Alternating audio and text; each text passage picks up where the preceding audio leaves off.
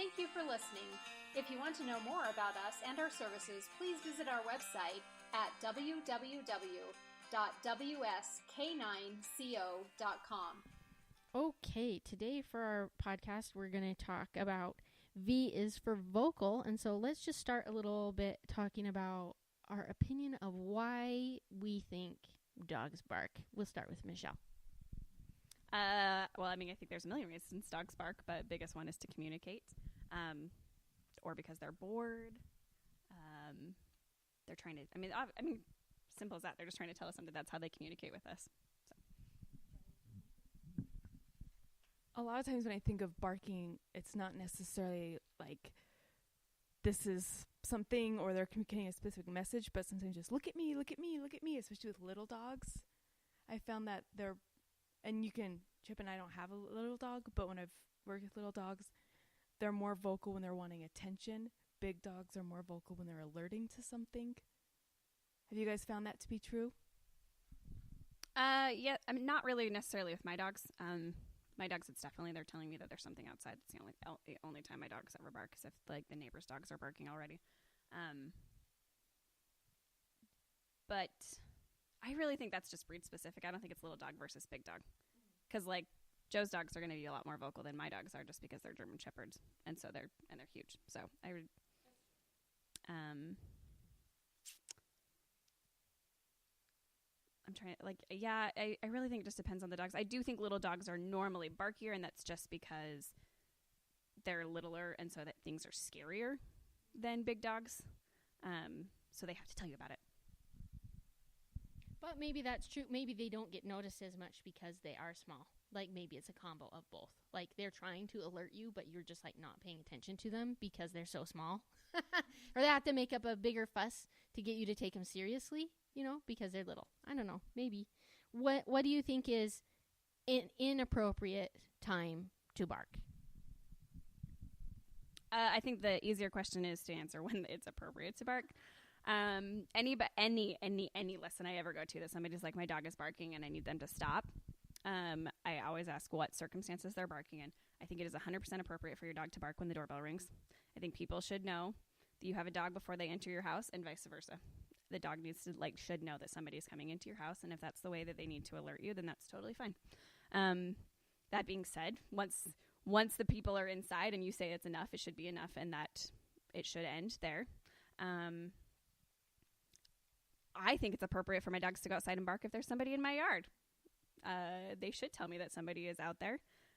But once I tell them to shut up, they need to stop. I don't think we should ever completely take our dog's bark away because it is a way they communicate. It's a way they communicate with us. It's a way they communicate with other dogs. And if you start correcting dogs for barking at other dogs, it's one thing if they're barking in their face all the time, but if they're barking and growling to tell a dog to back away, that is totally appropriate, and people need to stop correcting their dogs for that because eventually the dog is going to react in a way worse way. I think another inappropriate way would be if your dog is barking, if you put them in their crate and they're barking to get out, or they're outside and they're just barking to get in and they don't listen when you tell them to be quiet. I think that's something important that you mentioned, that they respond when you do tell them, that's enough, I get it, settle down. And that's when you know if it's appropriate or inappropriate if they stop, I feel like. I personally don't especially like it when my dog barks at me, annoyance barking or barking at your guest, like you say, after they've said, you're here, but then they continue to bark at your guests to get attention, or if I'm busy working and if my dog were to come and just bark and bark and bark and bark at me, that would bother me. He doesn't, but it would be annoying, so I think that would be inappropriate. Another one, I can't believe I forgot about this, but we had a boarder over the weekend that anytime it got between an hour of mealtime when he would usually have dinner or breakfast, or if I even walked 4 feet past the food bin, barking fit would go up to the bin and bark and bark and bark. That's inappropriate.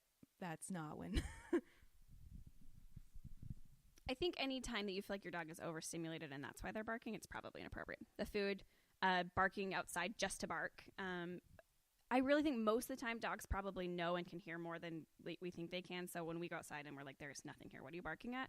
I don't think that's necessarily true. I think they do know, or they're anticipating something happening, and that's when it's inappropriate. If they are overstimulated, it is time to start socializing them to those things so that it de-stresses them so they don't have to ever get to that point. So I think it would be interesting if we talk about our vocalizations that our own dogs have, and maybe how we communicate with them based on those vocalizations. So how they normally are and how you interpret it. Maybe. I would really not say any of my dogs are very vocal in the normal term that people say vocal. Murphy will only bark if the doorbell rings, and even he barks and runs into the bathroom. He runs away from the door, which is hilarious, but and he stops as soon as I shut the door to the bathroom. He's never been every once in a really long time he'll bark with the neighbors' dogs that are outside, but very, very rarely. He's just never been a noisy dog. But the other two are not barkers, but they're both talkers. And what I mean by that is Prudence will, especially if she's really excited, she does the cutest little noises. But it's only when she's super, super excited.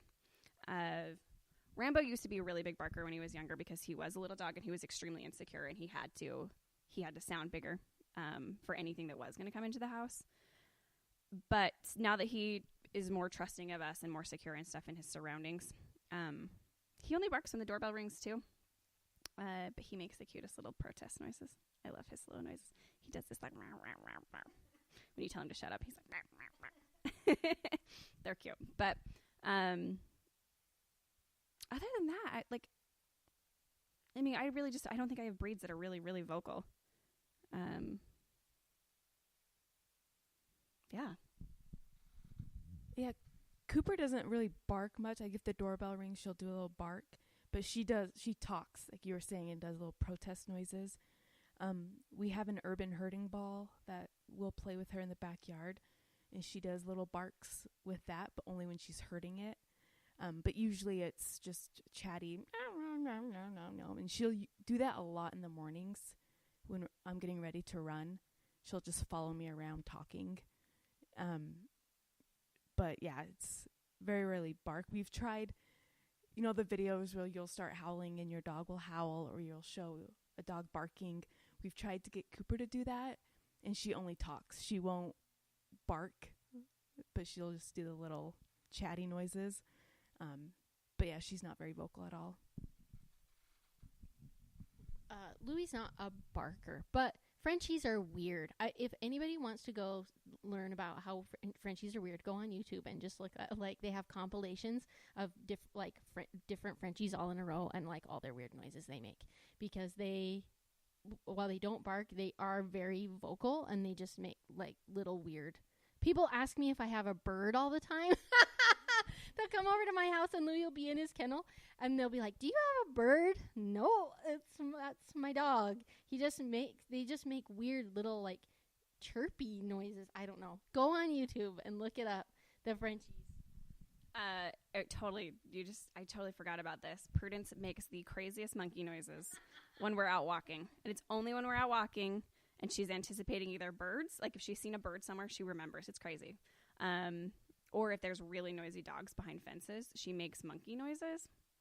And it's really stinking cute, but it's actually really unhealthy for her. So we try to correct it because she is overstimulated because we don't walk her enough. Yes, sometimes the trainer's dogs don't get trained people. But it really is unhealthy because she's just so overstimulated at that point that she is so excited that she seriously makes these crazy high-pitched monkey noises. So Louie barks. He has a dog friend that lives in an apartment down the street, and they walk by our fence. And so he just loves most other dogs and people that walk by. He mostly ignores. He doesn't love them, but he has this dog that's his friend that he loves. And if they walk on the opposite side of the street, then he barks louder. "Oh, if I bark louder, then you'll come over to my side again, because that's where I like you to walk, where I can say hello to you." And then sometimes he barks if someone comes in and it surprises him, then he'll bark. But I don't notice how little he barks until I'm boarding dogs, you know, like that we're training. And because a lot of dogs bark a lot more than mine does. And I just don't notice. I have a friend that has 2 Shih Tzus, and I babysit them all the time when they go on business trips. And so that's when I notice that my dog is quiet, when those dogs are over. I think Frenchies is definitely like one of what I would say the top like vocal breeds. And so what do you think some of like the other most vocal breeds are that we've worked with? Probably any scent hound. Sight hounds are usually really quiet, but scent hounds, so your bloodhounds, your bassets, your beagles, probably not the best apartment dogs. German shepherds are very, very, very vocal. They love to whine and bark, and their bark, they all sound the same, and it's really loud. How you were saying earlier, like Yorkies are really noisy. I think small dogs try to have a bigger voice because they are small, but I think that's not really a fair judgment to make either, because I think most small dogs are going to be okay in an apartment. So I really think it's just how you socialize them. Trying to think, what else do you got? Huskies, very vocal, and so that's something to, if you're living in an apartment, be prepared for. And I've noticed like a rise in huskies in apartments. I walked past a complex and there were like 4 walking around, and I was just interested. I want to know like what their neighbors think and how that dog is acting, but probably like you said, just how you socialize them, and that makes a big difference. Working at the vet, I would say like huskies will talk to anybody, you know, like when you're at the vet, those huskies will try to talk to you. A lot of other maybe people's dogs try to talk to them more, you know, make vocalizations to make them want to do things for them. But huskies just across the board, like they'll just like chat to anybody that wants to listen. Louis has he vocalizes more at my husband, I think, to get him to do stuff because he's more successful. So if Mike's playing the computer, watching TV, and Louis wants to go outside, Louis will go and make noises at him until Mike gets up to go outside, which he won't do for me because I just won't get up, you know. But what kind of noises do your dogs make that to try and get you to do stuff? Prudence definitely has some pretty funny chatty noises. It's not the full-on monkey, it's just like little monkey noises when she's really excited. She actually recently, and I don't know where this has come from, I don't know, it was about the time she went deaf, and I have no idea how this would correlate, still trying to figure out, but every time she gets on the bed she whines. Like, to get on the bed she whines. We got her stairs, and every once in a while, like, still, if Rambo is like perfectly positioned on the bed where she can't get up, she'll whine at us for that. So she definitely whines to get on the bed. Rambo is not vocal in when he wants something. He's never been a really snuggly, cuddly dog. So if he doesn't feel well, he gets really cuddly, and it's weird. We have a dog door now, but when he was younger, if he needed to go outside, if you were asleep, he'd come lay on your stomach and just stare at you. That was definitely his way of communicating that way. I'm trying to think if Murphy really does any noises to protest. Usually his noises are when you're playing. So you're already engaged with him, not the other way around. He will. I guess that's not true. Every once in a while, if we, like on Friday nights, if we are staying up late, he sits at the top of the stairs and will let out little whines because he's ready for bed. And it's just this little.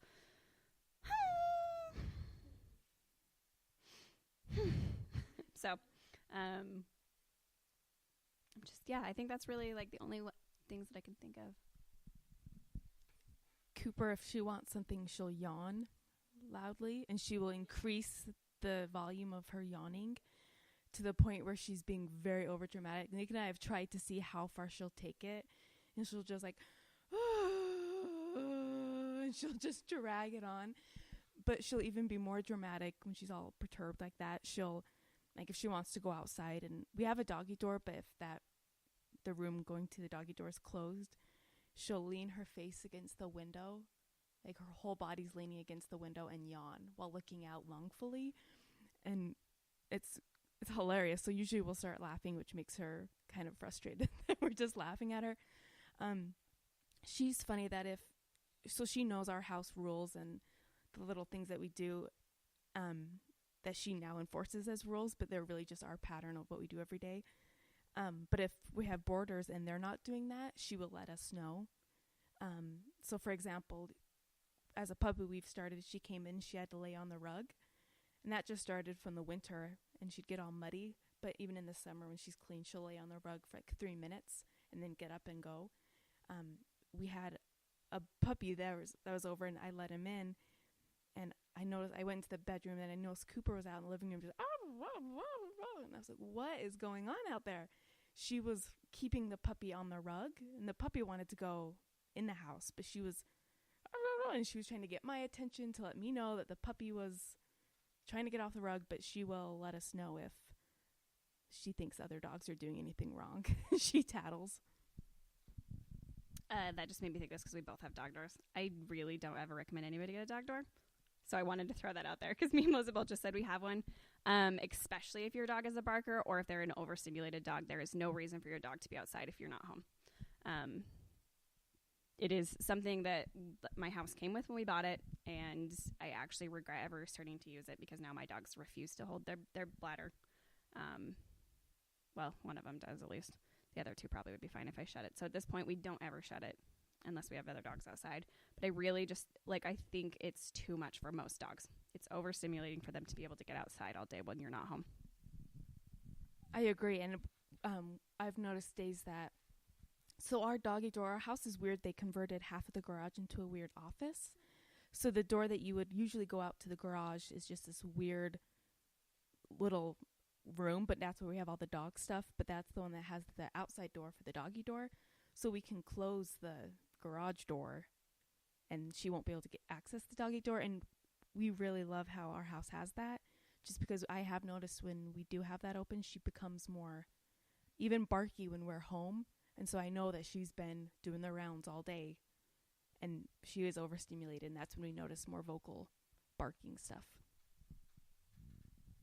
When you guys are working with clients, what would you say is the most frustrating thing that people go through with vocalizations? And it can be from like a training standpoint or from like the owner's standpoint. Like I said earlier, I always tell people we're never going to take your dog's bark fully away because it's just not appropriate to do that. I think the most frustrating thing is anytime you do live in an apartment or have neighbors that are complaining. That being said, that is your responsibility to make sure that your dog is not annoying your neighbors 100%. It is not your neighbor shouldn't have to call you or call animal control. So, but it is really frustrating, especially when you're not home. Because there's really not a whole lot of ways to correct it if you're not home, except for taking away the stimulation, crate training, making sure that they're in a darker place so they're not overstimulated. And it's frustrating for a lot of people if like their dog is totally fine outside besides for that. So I think from a training standpoint, I think the frustrating part is telling people that we'll never take their dog's bark fully away. It's just not appropriate. And people don't understand that because they're like, I don't want them to talk at all. And it's just not going to happen. I think another frustrating thing is whining. And as a trainer and as an owner of a dog, that is hard to hear your dog whine. Like it makes you sad, your dog's whining at you, but there's definitely a line that needs to be drawn and I had a consultation where she's like, we tried to crate train, but she whined and it just broke our heart. So we let her out, and now this dog's destroying the house. But there's a line between when whining, they need to know that they can live with it, and that as owners, you're not a bad dog owner if your dog is whining. You're not a bad dog owner if you tell your dog to stop whining or be harsh with them, because coddling them when they're whining is bad. There's a time and a place, I guess, the way to say it. And whining isn't a sadness. Like we have this human emotion that tells us that when we hear that noise of the dog whining, that the dog is sad or over something. And it's not. It's just a noise that's a communication that's on a different level than barking. And so you just need to take your emotion out a little. Absolutely. A lot of times it's usually anxiety, and you need to be there for your dog and be firm with them to teach them how to release that anxiety and stress appropriately, because it's not appropriate working themselves up even more. They should there are definitely ways that we can help them cope and learn how to de-stress in a better way. Shannon, I think you brought something up interesting, the emotion part of it.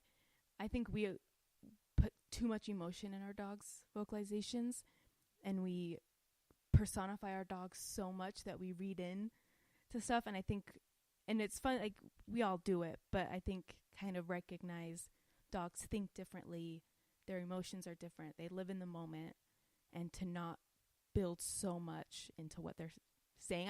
Does that make sense?